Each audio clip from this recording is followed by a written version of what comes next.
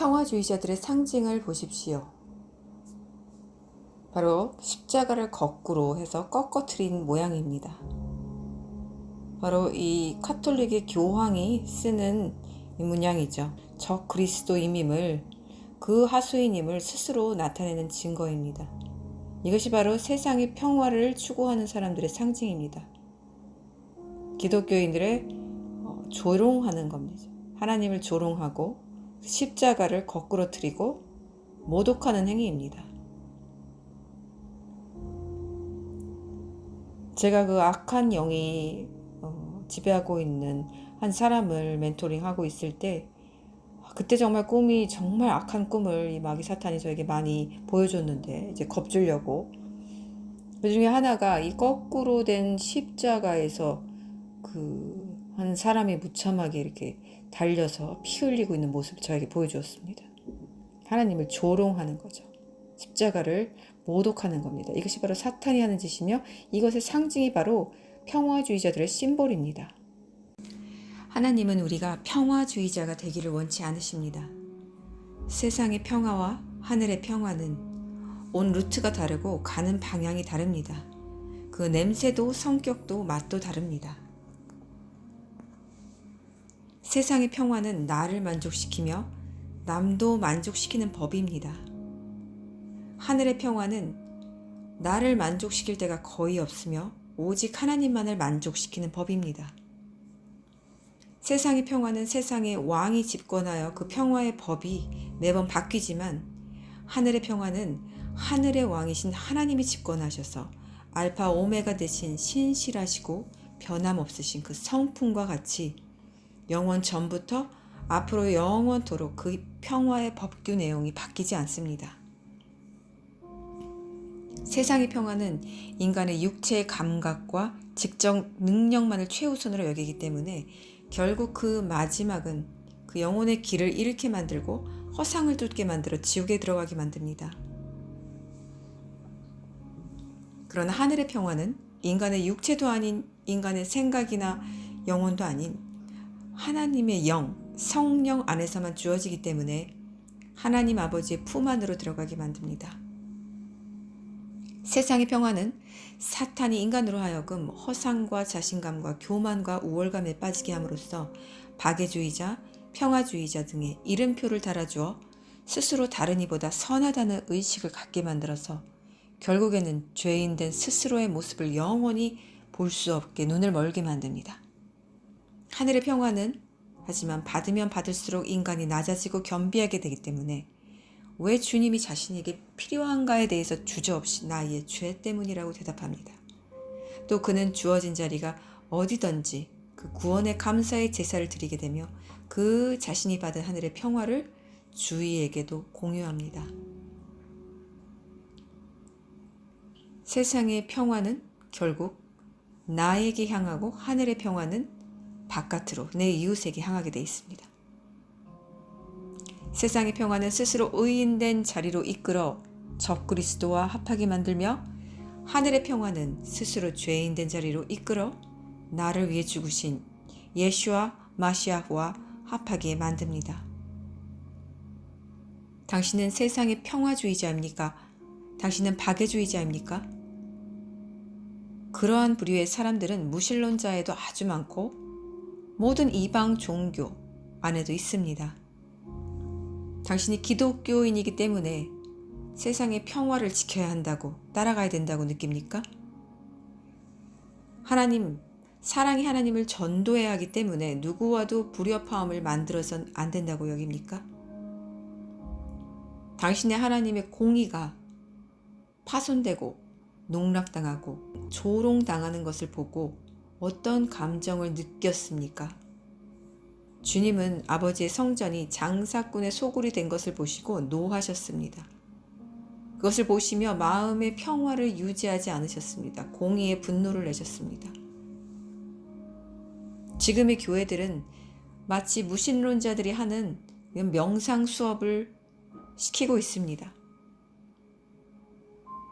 누구에게도 어디에서도 마치 스마일맨처럼 친절하고 사랑하고 아껴주고 용납하여 한다고만 가르칩니다. 하지만 이것은 하나님의 실체를 가리는 것입니다. 하늘의 평화는 오히려 세상의 평화와 맞닥뜨릴 때 불화가 일어납니다. 세상적 어떤 싸움이나 이기적인 명분 때문에 일어나는 싸움이나 정치적 야망 때문에 일어나는 그런 싸움을 말하는 것이 아닙니다. 물과 기름이 도저히 합쳐질 수 없어 분리되듯이 함께할 수 없는 상태가 되어 나타나게 되는 현상을 불화로 말한 것입니다.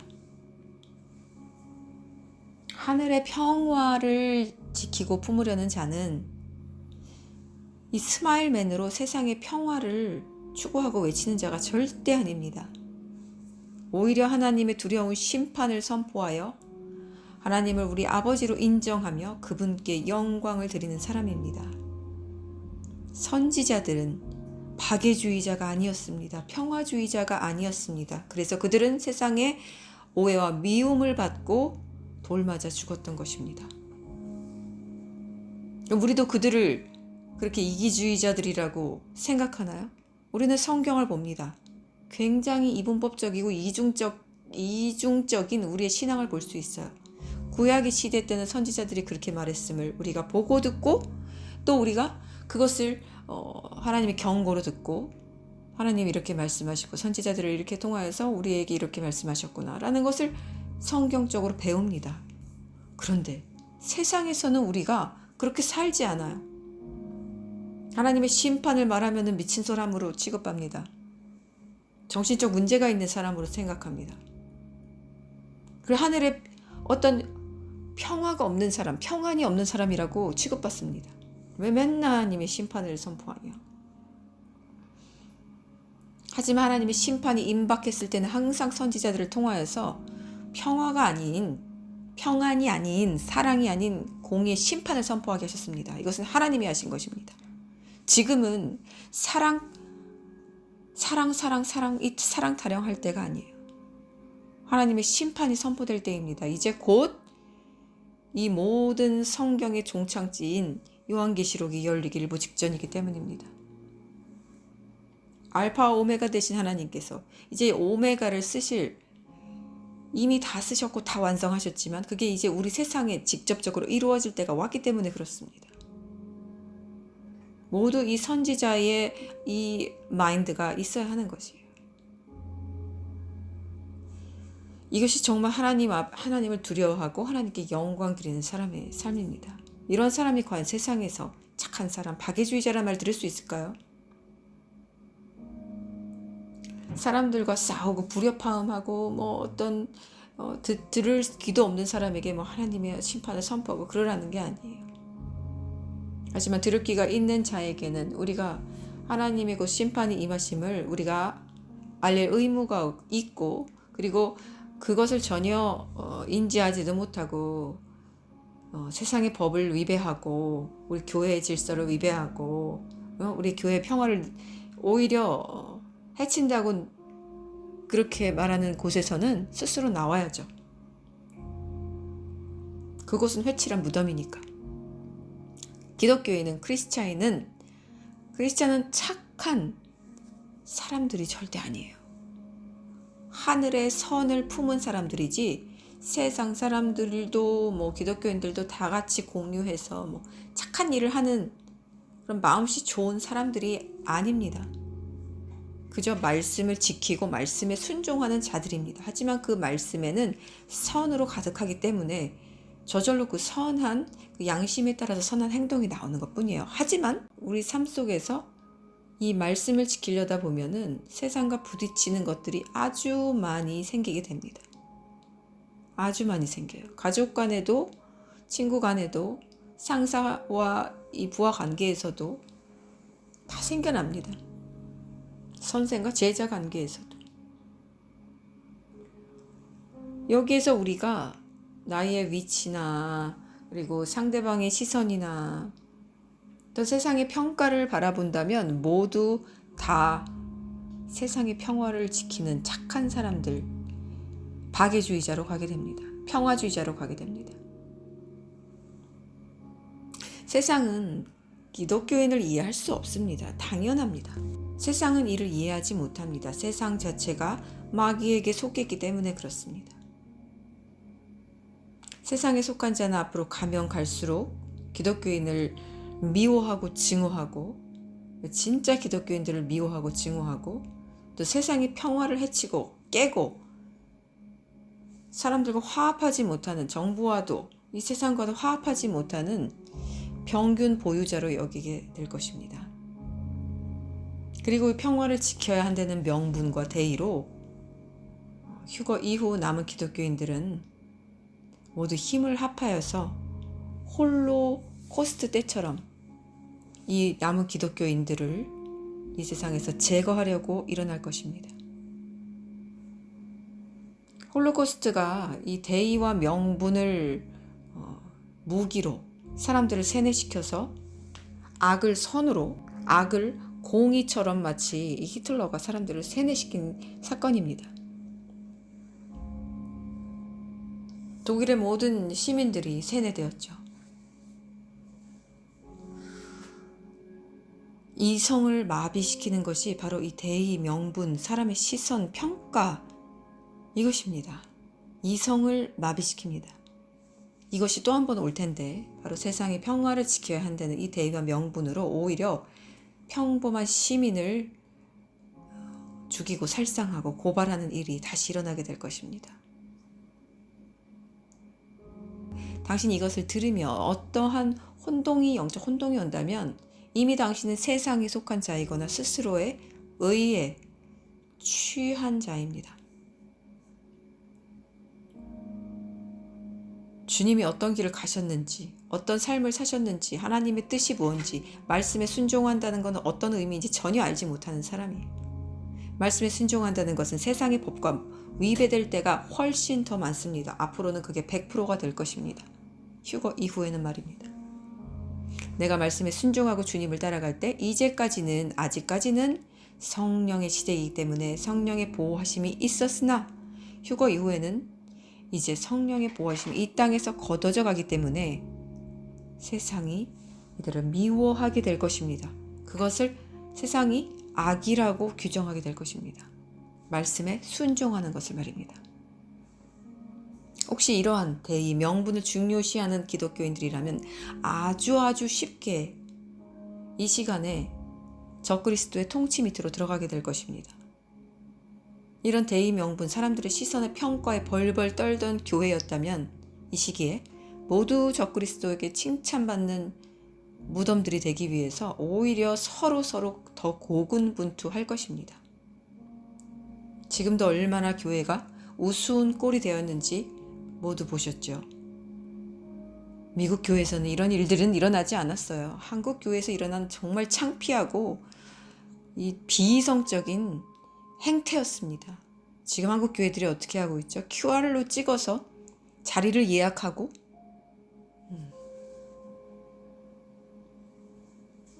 독약이 나왔을 때는 독약 안 마시면 성가대원도 못 오게 하고 대예배당도 못 오게 하고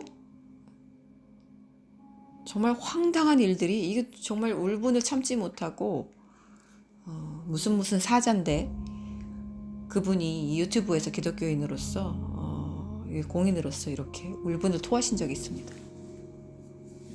이 이성까지 마비된 한국 교회, 바로 무엇 때문이죠? 이 세상의 평화를 추구하는 대의 명분 때문에 그랬어요. 누구에게나 인정받고 싶은 그 심리, 그 인간의 자기가 신이 되고자 하는 그 악한 루시퍼의 심리가 작동해서 그렇습니다. 그래서 이때 2021년, 2022년 제가 가장 역겹고 토할 것 같은 이 시기, 하얀 독약을 마시지 않으면 마치 그 인간을 더러운 병균으로 취급하던 이 시기, 이 대의 명분, 세상의 평화 박애를 추구하던 이 사람들은 모두 하나같이 카톡, 페이스북에 나는 하얀 독약을 마셨습니다. 이런 사탄이 주는 미련하고 멍청한 황당한 딱지를 붙이고 스스로 자랑스러워했습니다. 지하철에도 이런 것들이 붙어 있었어요. 얼마나 우스꽝스러운지. 이 시기에 얼마나 마귀 사탄 이것들을 보고 깔깔대고 비웃고 놀려댔을지 너무 보여요. 저절로 주님과 독대하여서 주님과 부부의 관계, 친구의 관계, 양과 목자의 관계 있지 않았던 모든 사람들은 스스로 자랑스럽다면서 이것을 마셨고, 스스로 이들은 자신이 기독교인으로서 마땅히 해야 할 대의와 명분, 이것을 사회에서도 이뤘다고 자부하고 자랑스러워했습니다. 앞으로 이러한 일들은 동일하게 아주 똑같은 일들이 적그리스도 통치 때에 이루어지게 될 것입니다. 주로 이 독약을 스스로 모르고 마신 사람을 제외한 자랑스럽게 스스로 마신 이 기독교인들이 적그리스도인의 하수인으로 자처하며 들어가게 될 것입니다. 그 가장 가까운 관계에는 바로 지금의 교회들이 있습니다. 제가 그저께 꿈을 꿨습니다. 이 교회는 제가 청년부 때 다닌 교회인데 제가 참 사랑하던 교회, 하지만 분별이 생기면서, 그리고 주님이 이 코로나 시기를 이제 통과하게 하면서 모두 나오게 하시면서 제가 이제 나오면서 사역을 시작했는데 그 교회가 나왔어요. 전 그 교회에 아무런 감정도 없습니다. 그곳에 있는 목사님이고 아무런 감정이 없어요.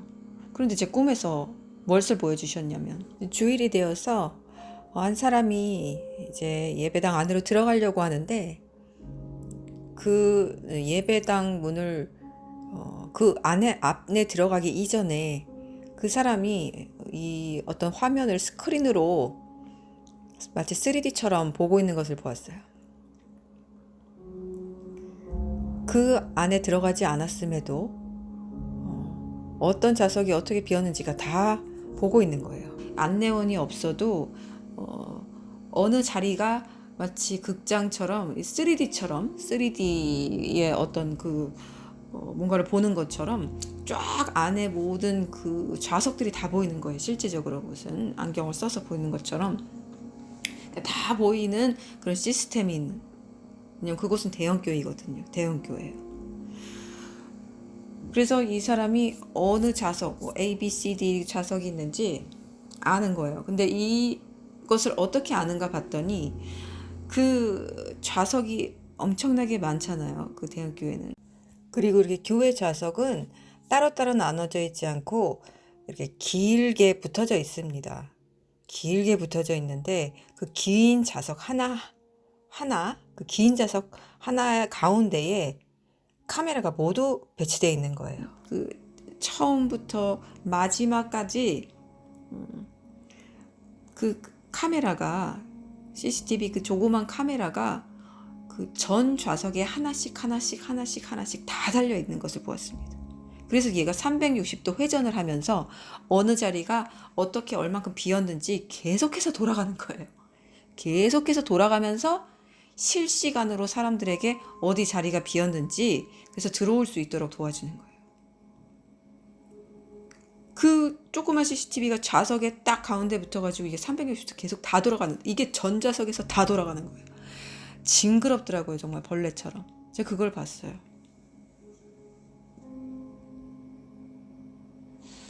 이게 뭐예요? 이게 교회입니까? 그냥 어떤 사람들에게 무슨 공연을 마치 보러 오게 한, 사람들을 위한, 사람들에서 더 편리하게 좌석을 앉을 수 있게 하는 이런 세상적인 시스템인데, 예약 시스템, 그리고 그때 그 하얀 독약 시기에도 맞았는지 안 맞았는지 갖고 오라 그러고. 참 그런 시기를 우리가 지나면서 제가 이런 꿈을 보면서 와, 대형교회가 무서워지겠구나라는 걸 느꼈어요. 정말 무서워. 내가 상상했던 것보다 더 무서워지겠구나. 완전히 감시 체계로 가는구나. 누가 어디에 앉았고 이게 그냥 얼굴 빛의 중국처럼 똑같이 되겠구나라는 것을 느꼈습니다. 모든 것이 AI가 통치해서 이 교회 시스템 모든 것을 다 AI가 그냥 이렇게 감시 시스템으로 가는 거예요. 중국은 이미 이렇게 됐죠. 기독교인이 되고 싶으면 정부에 등록을 해야 된다고 합니다. 정부에 등록이 이제 다 되면은 기독교인 모든 이제 자기의 신상 영역이 다 드러나는 거죠. 참 분별 없는 회칠한 무덤이 된 견물 교회에서 속히 나오십시오.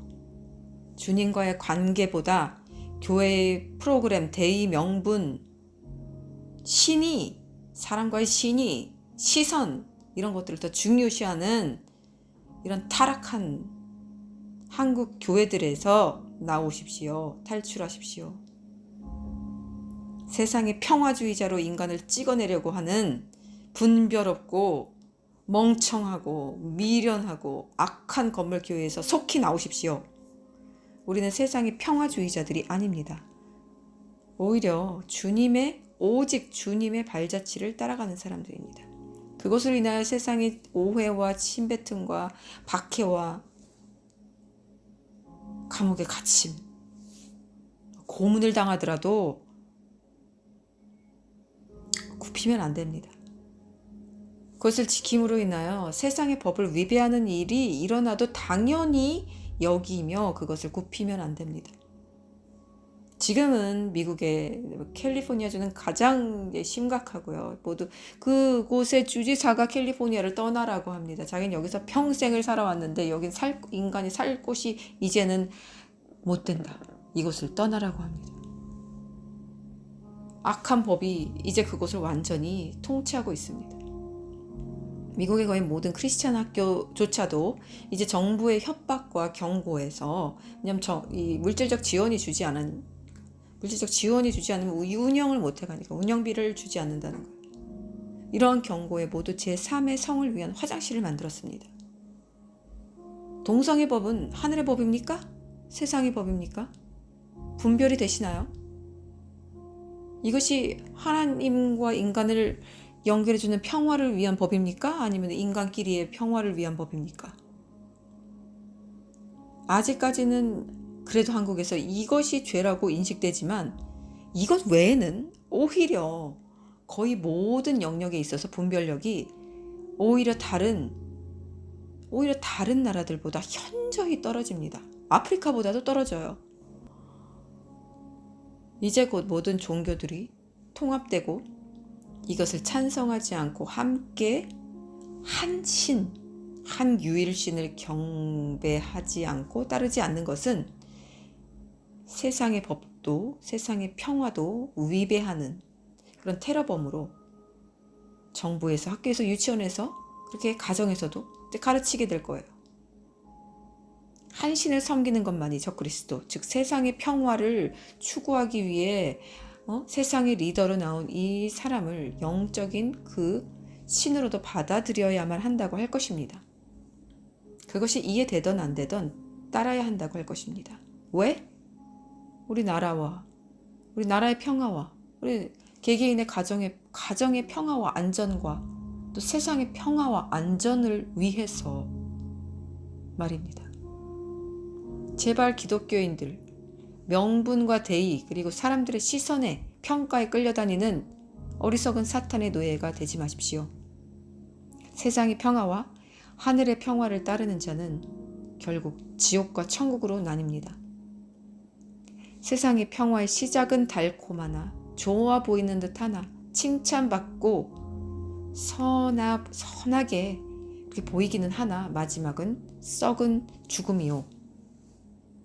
하늘의 평화의 시작은 잘 보이지도 않고 드러나지도 않고 세상에서 물론 인정받지 못하고 오히려 이리저리 치이고 버림받는 돌처럼 될 것이고 또 결국 휴거 이후에는 무참히 죽임당하는 자리까지 가게 될 것입니다. 하지만 그 마지막은 하늘의 평화, 우리 하나님 안에 들어가 있는 사람들의 마지막은 그 하늘의 평화를 영원히 쟁취하고 생명나무의 열매를 상으로 받는 문으로 들어가게 될 것입니다. 지금 이 세상은 끝으로 치닫는 것이 아닙니다. 이미 끝에 와 있습니다. 세상이 무너질 터인데, 이곳이 쓰나미에 이제 무너질 터인데 어떻게 이 무너질 곳에 집을 짓겠습니까? 어찌 타락한 이제 적그리스도가 수면 위로 드러나기 직전인 이 세상이 끌고 가려는 길과 방법으로 겁없이 분별 없이 따라갈 수 있겠습니까? 이들이 말하는 평화, 질서와 대의와 명분을 어떻게 믿고 말씀을 저버리고 그것의 하수인이 된단 말입니까? 있을 수 없는 일입니다. 기독교인들에겐 있을 수가 없는 일입니다. 성경을 한 장이라도 봤다면 있을 수가 없는 일입니다. 하늘의 평화가 주어질 때 이것을 붙잡고 쟁취하십시오. 성령이 주셔야지만 가능한 이 하나님의 평화 안에 들어오십시오.